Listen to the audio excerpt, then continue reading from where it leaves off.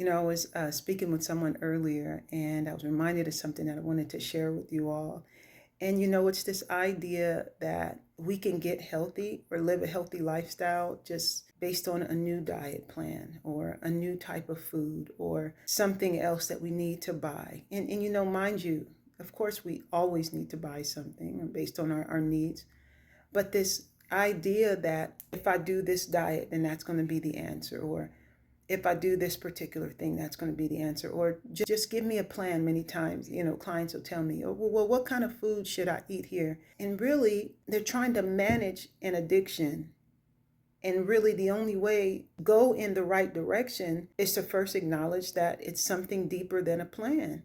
And to be honest about all the other times that they've tried something and it didn't work. It's just like if I believe that my phone is supposed to be dumped in the water, and I'll go get a phone and dump in the water. People say, well, where's your phone? Didn't you have another phone the last time? Yeah, I did. Oh, no, it broke. I don't know. I just had to buy it. I just need another phone. So I got a different type of phone. I had an Android last time. This time I'm going to get Apple. You go. Next thing you know, the phone's broken. Hey, what's wrong with your phone? Yeah, that phone didn't work. That's okay. I'll just, get me another one. Well, the issue is not the phone and buying another phone. The issue is me dunking it in water. In order for me to stop the phone from breaking, I would need to stop dunking in the water. But in order for me to stop dunking in water, I would need to change what I believe the phone is for. And so it doesn't stop with me saying, well, let me try to, stop myself from putting, no. If I believe that it's supposed to be dunked in water, that phone's going to go in water. And it's the same thing when it comes to addiction, when it comes to these unhealthy connections to food in our bodies. If I believe that food is for comfort, and it, one might say, no, I don't believe that. But then we look at your actions, and obviously that's what you believe because that's how you're using it. You see what I'm saying? It's just like if I said, no, I don't believe phones are supposed to be in the water. But why you keep dunking in the water? Obviously, I believe they're supposed to be in the water.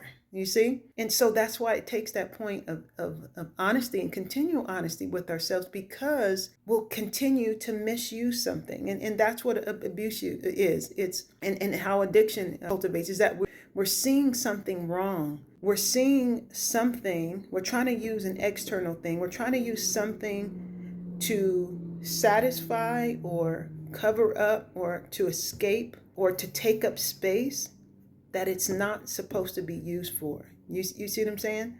You're misusing something because you're not using it for what it's supposed to be used for. Therefore, it will never work. Your health will never spring forth because this is just for example, you view your body like a garbage can, like I can just eat whatever I want to eat, or you view yourself as not being valuable. It doesn't really matter.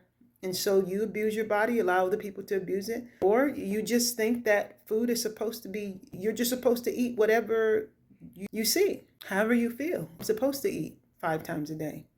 No, you're not. I'm supposed to have a fish fry on Friday. No, you're not.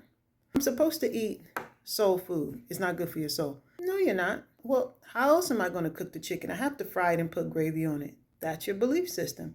Well, I can't say no. My aunt fixed it, and I don't want to hurt her feelings, so I have to eat it. That's a belief system. My mom always did it that way. That's a belief system. When I went to the dentist, the doctor used to give me a lollipop. So when I feel bad, I want to get a lollipop. I feel safe when I eat lollipop. You see what I'm saying? That's a belief system. And that's where it starts. Not with the diet, not with the habit. You're just going to find yourself wasting money and time and frustration when it's better, more effective to practice the pause in that day, in that moment. Slow down and really ask yourself, what do I want within the next few hours? What do I want tomorrow? And I found that when I explore the reality of how I want to be, I desire to be, I can get closer to that because now I'm starting to build that picture. Like, yeah, I can see myself walking outside and running and playing with my nieces and nephews. I can see myself purchasing that home. I could see myself getting my hair done. I can see myself riding you can see yourself and you're going to draw yourself closer to that thing. Not because it's just fantasy, but because our body's supposed to be healthy. Like you're supposed to be in health. Our bodies are designed to move. And as you really focus on these things and build the picture towards that, that'll help you to step there and to not be so afraid of it or see it as something that's distant. And at the same time, allowing God to come in to help you to build that picture and to give you that one step that'll lead you in that direction. That's what he'll do. He'll give you that one step. Okay, what about this? He'll whisper a thought to you. He'll give you an idea. It's even something I call like a holy distraction. I found the past as I reflect, I love to reflect with God and just look back and then realize, oh my goodness, this is why this worked. And I realized this one time that he put someone in my life to serve. And because I was motivated by a belief that I already had to serve this person, I forgot about the other thing that I needed to stop doing. And then that thing opened up ideas for me to then do the other thing that I was intimidated to do. You see, God knows these things. He'll turn us around in this way, and before we know it, we're like, wait a second, I haven't done that in a year. I haven't done, and then we can see and live out the possibility of that healthy place. You see, what we think is that, okay, now let me try to plan out how I'm going to, no, don't do that. Really, it's just day by day saying, okay, I'm going to need your help with this today, Lord. This is what I'm dealing with, though. Help me. He will find something, I'm telling you, to distract you with. And you'll be so caught up in doing this other thing to where the thing that you want to stop doing, you don't even do just by default. And so you all, just wanted to encourage you in that today. You don't need to waste your time on trying to find another diet or all this. Matter of fact, you probably already know 5 things that you can do, 2 things that you can do that'll make a big difference right now. That's something that you actually are not intimidated to do. And you can start right there. And then in the meantime, make it a regular thing to bring him in moment by moment.